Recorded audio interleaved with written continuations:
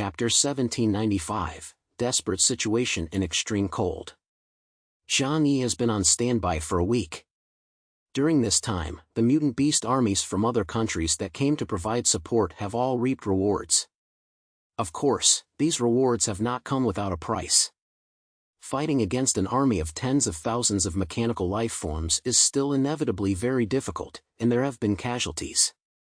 However, the rewards they have reaped can undoubtedly make up for these losses. Just the technology of the mechanical life forms alone was worth any number of deaths if only it could be cracked. Only the Fremons had reaped huge benefits without making any sacrifices. Prodaja was extremely pleased at this point, except for one thing that made him feel strange. Why haven't the people from the Huashu Kingdom come looking for me after so long? He frowned, unable to figure it out. Why were they able to hold their nerve? In his imagination, Zhang Yi would be unable to resist coming to him to ask for the chance to go into battle, seeing as how other countries had obtained so much loot. But Zhang Yi had acted far too calmly. He had been in the city of Samarin the whole time, spending most of his time drinking and chatting with Alexei, but had never sought Prodaja or the other administrative officials out to ask for battle. Could it be that he has seen through our intentions? Vladimir said. Prodaja narrowed his eyes and remained silent for a long time. But everyone knows that there is no such thing as a free lunch. I'm really surprised that he was able to resist such a big temptation. No one knows more about mechanical civilization than Fremons. They move across the vast land of Fremons, looking for something special. And the seemingly huge and dangerous mechanical army is just the engineering unit. The most dangerous ones only intervened once before because they used the Reaper of Love, which affected their construction. But they haven't appeared since. And if they want to solve the problems facing Fremons, they will sooner or later come face to face with those humanoids. Otherwise, there would be no need for the mechanical legions to ask for help from all over the world.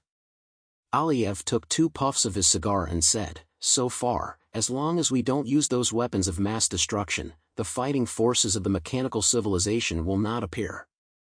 After all, he paused for a moment and said in an uncertain tone, "This world strongly rejects those hidden civilization creatures. Those powerful enough to reach the level of the Hades Gatekeeper and the White Dragon cannot dare to use their powers on the surface." That thrilling battle lasted less than 30 seconds, and they had to leave the surface and return to the underground world. Vladimir looked at him and asked in a low voice, "If that's the case, we can also call on the Pantheon." Prodaja immediately said, "No. Morana must stay in Samarin. We need her to protect our safety." Vladimir said, "Let someone else go. We can't just stand by and watch as the mutant troops from his country eat the meat." Although for the time being they didn't need to do anything to get a 30% share of the benefits. However, after a week, seeing that the mutant troops from other countries had gained a lot of benefits in Fremons, they were still a little dissatisfied and wished they could keep all the spoils for themselves. Vladimir exhaled a long puff of smoke and leaned back on the red sofa, saying leisurely, "After all, right now, we have an advantage that no other country has. That is, we have found a way to counter the defensive force field of mechanical life forms. They have been in contact with mechanical life forms for half a year, which is enough time for them to achieve good research results." Prodaja conferred with Aliev and Vladimir for a long time, and considering the situation was relatively stable, they decided to send a team of strong members of the Pantheon to defeat a mechanical army. But who should we send? Morana can't leave us, she must put our safety first. What about that guy Purin? Vladimir shook his head. He doesn't belong to the military. He seems dull, but in fact he has his own ideas. I hate people with independent minds. Maybe he'll refuse to take orders from us. Prodaja said, "If neither of them can go, then we'll have to send Jussenberg." On hearing this name, Vladimir and Aliev both nodded, looking satisfied. Jussenberg of the Luna, second only to the Winter Goddess, Morana in talent among the Pantheon. Once, he was expected to become one of the top 3 in the Pantheon. Later, after the end of the war in the Huashu Kingdom, the portion of the origin of the Black Bishop that they had been allotted was given to the Jussenberg, allowing him to become a powerful being of the Black Chariot level in one fell swoop. Naturally, all of this was done without Alexei, who was still recovering from his injuries at the time, and he was given something else as compensation later. Today, Jussenberg's ability index is already on the verge of catching up to Alexei's. Then let him be in charge of this operation. Vladimir nodded with a smile. After all, he is one of us. That day, a powerful army of Fremon's mutants left the city of Samarin and set off for the Northwestern Federal Territory to crusade against mechanical life forms. Zhang Yi was sitting in the living room at the time, playing with the silver pistol transformed from the divine refinement in his hands. The heavy feel of the pistol, which could fire powerful bullets with just a trigger pull, was the thing that most easily gave Zhang Yi a sense of security. Time's almost up. Zhang Yi moved his hand, and the divine refinement immediately transformed into a silver bracelet and circled his wrist. Yang Xingxin sat next to Zhang Yi, quietly drinking her hot coffee. Since arriving here, they had brought all their own food and clothing. Even the food enjoyed by the high-level people in the bitter cold land of Fremons was not as good as the dimensional space storage of Zhang Yi. Indeed, it should be about time, Yang Xingxin replied to Zhang Yi's words. The two of them glanced at each other, their calm gazes containing surging waves. Those who play with fire will sooner or later be consumed by the flames.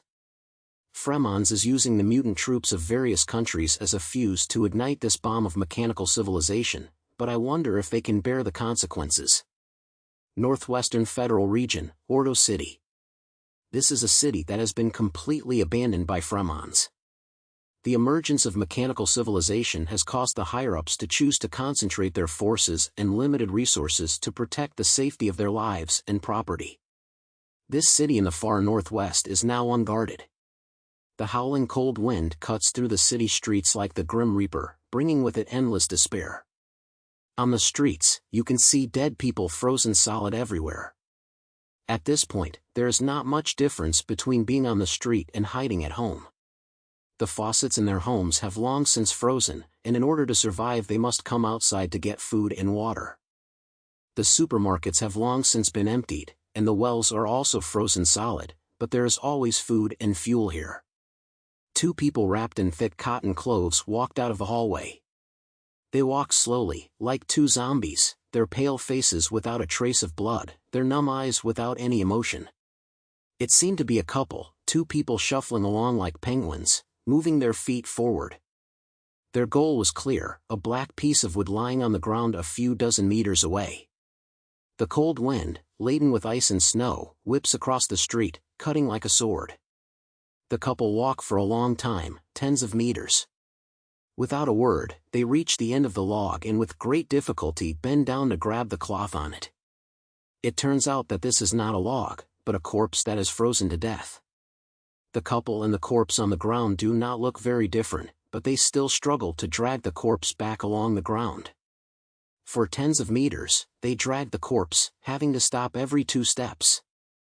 Their hands had long since suffered frostbite, and they had very few fingers left, so it was very difficult for them to hold on to anything.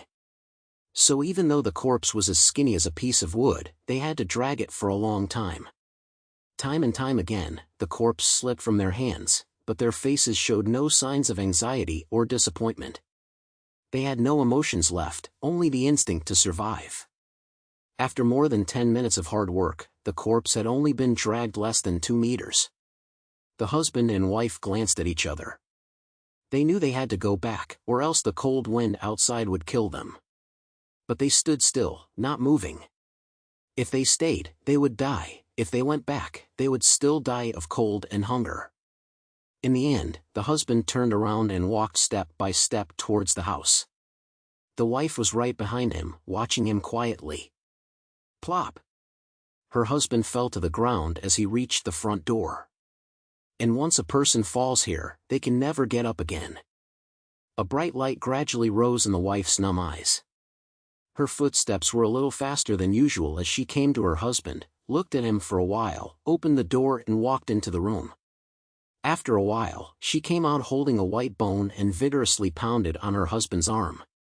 One arm was easily knocked off, and she slowly bent down and picked up the arm. Tonight's firewood and dinner are here. Suddenly, the city, which had been frozen in ice, shook violently. The dead wood-like buildings swayed and toppled, and then collapsed with a loud crash. A silvery white mechanical life form crawled out of the cracks in the ground. Its two long mechanical arms supported its head, like a huge headless ostrich. Then, more and more mechanical life forms of various shapes and sizes appeared in the city. They scanned the city with their eyes, and then a mechanical life form fired an energy cannon directly from the control center, destroying a towering building. After the building collapsed, a large number of small construction robots rushed over to quickly clear away the debris.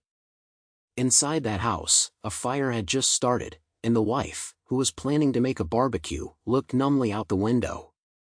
A huge mechanical eye stared back at her. There was no emotion in her eyes, and even the fear of death had disappeared. The mechanical eye just looked at her and ignored her existence. But the next moment, a huge construction machine behind her destroyed the entire building. For those who were still alive, this was a kind of relief. At least they did not have the courage to die themselves. As for the mechanical life forms, they were just doing their job, clearing away everything that got in the way of their construction. Humans? No different from these bricks and tiles. Soon, the entire city was completely occupied by the mechanical army without putting up any resistance. They were very efficient, but this was mainly due to the presence of a supersized mechanical life form in the city. It was like a huge mobile work platform, standing in the middle of Alto City, supported by 8 mechanical legs, with many slender mechanical arms extending from the torso, all carrying various tools. A large number of small mechanical life forms also jumped out of its belly and scattered all over the city. Tens of thousands of mechanical life forms began their busy work, cleaning up the garbage, digging up the ground, and using special ray instruments to detect energy reactions in the ground. A few hours later, the entire Alto City was cleaned up, and all traces of human activity were gone. A huge pit appeared in the city, and it had been excavated to a depth of tens of meters. Rumble. In the sky, the sound of breaking air came from far and near. 5 of the world's most advanced carriers, the V-37, appeared near Alto City. Fremon's mutant beast army, Krufa, had finally arrived. Led by Jussenberg, the Luna of the Pantheon, they were here to destroy the mechanical army that had destroyed Fremon's city and killed its people. Jussenberg looked down from the sky. The huge mechanical army in front of him was working methodically, but they had obviously noticed the human aircraft. However, they only glanced at them and then continued working, not giving the aircraft or the humans the time of day. A smile appeared at the corner of Jussenberg's mouth. They really are that strong. After half a year of dealing with mechanical civilization, Fremons knew very well how strong they were. Even now, as mutant beast armies from all over the world arrive in Fremons to fight them, most of the teams have suffered significant losses. Only a very few teams, such as Chaos, have suffered minimal losses or even no damage at all. Imagine, this is tens of thousands of fearless mutants above the level of captain, and a super-large mechanical life form with the combat power of a black chariot. If the mechanical civilization is willing, any mechanical army can sweep across the vast majority of countries in the world. But now, things are different. Fremon's troops had come prepared, and they already knew how to deal with the Mechanical Legion's defensive force field. Once it was broken, these steel and iron guys wouldn't be so hard to deal with. Let's get started. Jussenberg gave the order with a warlike smile on his face. 4 of the 5 Fremon's 37 immediately spread out, heading towards the entire perimeter of Alto City.